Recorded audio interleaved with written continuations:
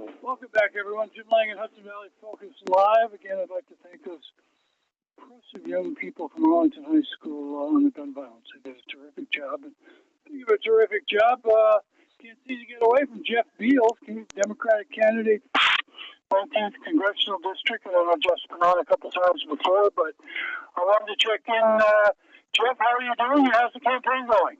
Doing great. We're, it's going strong, but I'm traveling the whole district right now. We're gathering signatures to put my name on the ballot. And it's a big swath of territory, and I keep hearing the same story. People are not getting by. At the end of every month, when they finish paying for their health care, their car payment, their mortgage, their rent, their prescription drugs, they don't have anything left. And that reminds me why I'm running. And without being a smart aleck about it, is what's Jeff Beals going to do to impact those issues? Jeff Beals is going to provide Medicare for all. That's the number one thing that we have on the agenda. We got to take on the health industry, and we got to provide Medicare for all. And we also got to take on the pharmaceutical industry and lower prescription drug prices. They are price gouging people out there. Now, I might debate you a little bit on the pharmaceuticals, but I must say on the Medicare thing is, given the ridiculous amount of debt both Obama and now Trump have put us in, that it would seem at this point letting everyone have free health care is almost chump change. I know it's not, and I love when you hear the conservatives, of which I talked to far too many of them at times. What do you mean we're going to give them Medicare? Oh my God! All right, and then you go, how old are you? Well, I'm 68. You pay for your medical care? Well, no, I get Medicare. And it's like, well, why can't I at 40 years old? Well, let's be clear. I mean, this isn't about spending. This is about saving. Medicare for all would be an enormous savings for the American people. Right now, the average family is spending about $5,000 on their premium, $1,500 on their deductibles. If we moved to Medicare for all and took on the health industry, we'd be dropping that tremendously. People would be paying an average of $460 a year. So people are being price gouged. We also got to raise Social Security benefits. Yeah. I mean, I'm on board with that one because I'm old enough to be. But again, who's going to pay for all that? I mean, we appear to have a shrinking tax base. Well, right now, the tax code has a tax cap in it, so the very wealthy are not paying into Social Security like the rest of us, and we got to get rid of that cap. Why should the wealthiest Americans not be paying Social Security like the rest of us? If they did, we'd wind up actually having the money to pay Social Security benefits at a reasonable level. Jeff, are you saying they're not paying into it, or they're not paying their proportional share that someone making much less money is?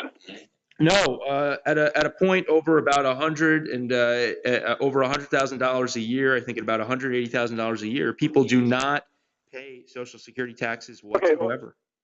Okay. I think that's just a different way of saying the same question I asked you. Is they do get capped. It's a cap at about 118.5. Yeah. Okay.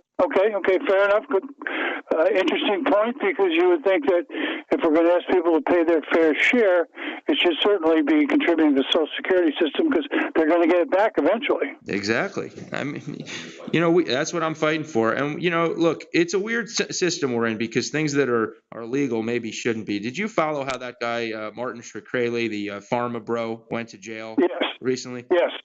It was revealing to me, because he went to jail because he defrauded investors. He didn't get sent to jail because he jacked up the prices on life-saving drugs for sick people. You're right.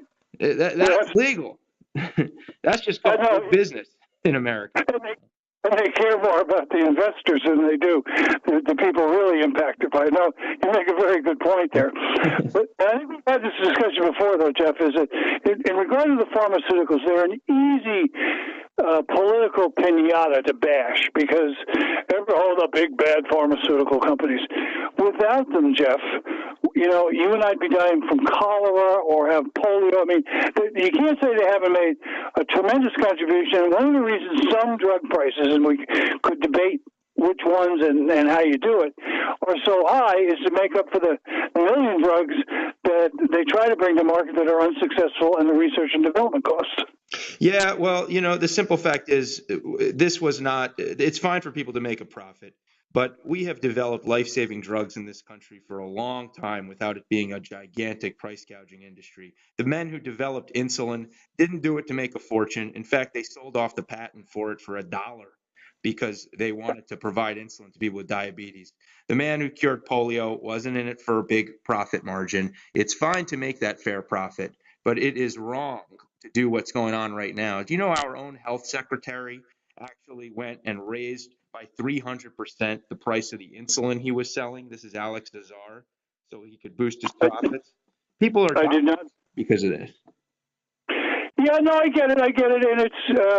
And I think I'm maybe a little more sensitive because my wife was a healthcare banker for years on Wall Street and dealt with a lot of the big pharmas and this and that, and she will bristle to a certain extent at the fact that everyone criticizes them and goes, well, you have no idea what it takes to get a drug to market, and it's not free, and they are entitled to recoup their costs. Now you're saying that they're doing more than recouping their costs.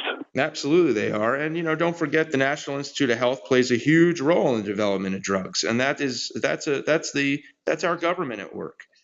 That's tax money at work that's producing these drugs. So why don't the people benefit from the money that we're putting in to get this done? Right. So, Jeff Beals, when you were out there campaigning, is that one of the real flashpoints? Is medical costs and the cost of drugs? What else is out there that's got people gravitating towards your campaign and away from FASO? Well, I go to a door the other day up in the northern part of our district, and there's a bunch of black balloons on the door. I wonder if you know about that holiday, what that symbolizes. Nope. A lot of black balloons on the door because they're calling it Black Balloon Day for people who have lost a loved one to opioid addiction. And this woman whose door I was knocking had lost her son to opioid addiction. And she came up to me and she said, Purdue Pharmaceuticals, Jeff, go get them. And she was talking about a gigantic pharmaceutical company that is producing these extra addictive opiates and marketing them to our young people, and they're dying from it. So I know it brings you back to the pharmaceutical issue, but it's a huge one, and people are dying over this. But when you say extra addictive, I'm sure I could find a doctor or someone in the pharmaceutical company who would say, no, extra strength for someone in extreme pain. I mean, the drugs themselves are, they're like anything else. They certainly have a place in your medicine cabinet if you need them. The fact that people abuse them and use them as recreational drugs, isn't that more on the people than the companies? No, this goes back a long ways. You remember how Coca-Cola, the old joke, it used to have cocaine in it? Yep. These are real stories. Back in the early 1900s, these drug companies were putting addictive elements into drugs. And we passed a law, the narcotics law, in 1914 to ban these substances from drugs when there are other options available. And that law has been in place, and over 100 years, these companies have been working to get the opioids in there so that they could hook customers. And they finally started doing it again. There are actually non-addictive and better treatments available, but that's not what's going on for patients these days. All right, Jeff Beals, unfortunately, we're up against the clock here. I appreciate very much your input and your candidacy, and we're going to continue to check in with you as we head on to the primary, which is when? June 26th. Thanks, Jim. All right, thank you, Jeff. We'll be back in a minute. Hudson Valley Focus Live.